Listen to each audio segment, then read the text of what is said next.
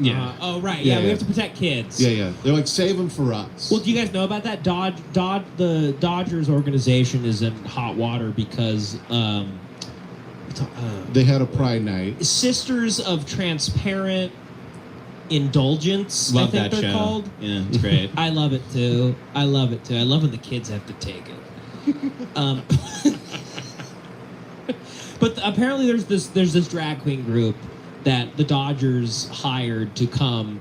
And Well, they have Pride Night, and all these people Pride Night. come, and it's like the Sisters of. I think it's the Sisters of Perpetual Indulgence. Perpetual Indulgence. And yeah. they're a gay group where they dress like nuns and priests, but they make it all gay. And a lot of people were upset at that because a lot of Dodgers fans are Catholic families, and we don't want to watch drag queens mock Catholicism or whatever.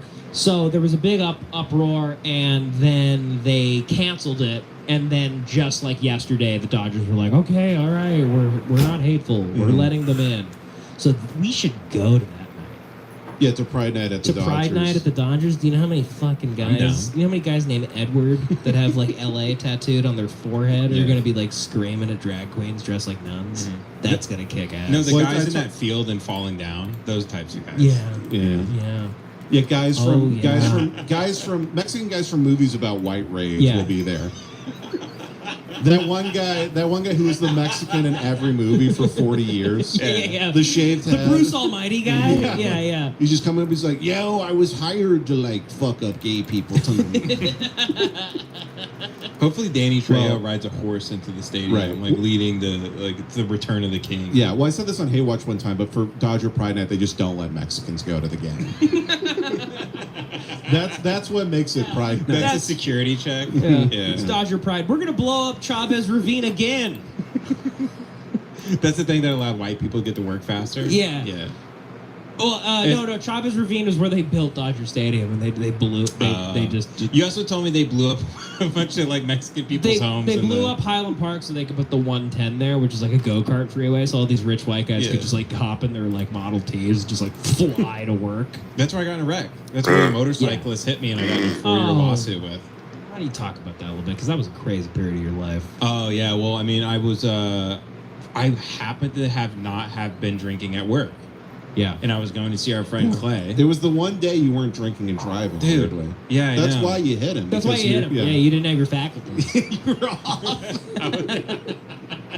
I'm sweating. Yeah. You're like, I'm like Ray Liotta and fucking. You're like, my pregame routine's off. I can't drive. Your brain probably was working at a slower level because you were recovering. You had an opposite breathalyzer in your car. Yeah. It could only start if you were fucked up. Yeah, the motorcycle. There's weird gray, gray zones in California for motorcyclists where they can lane split, but no one's really sure if they can do it.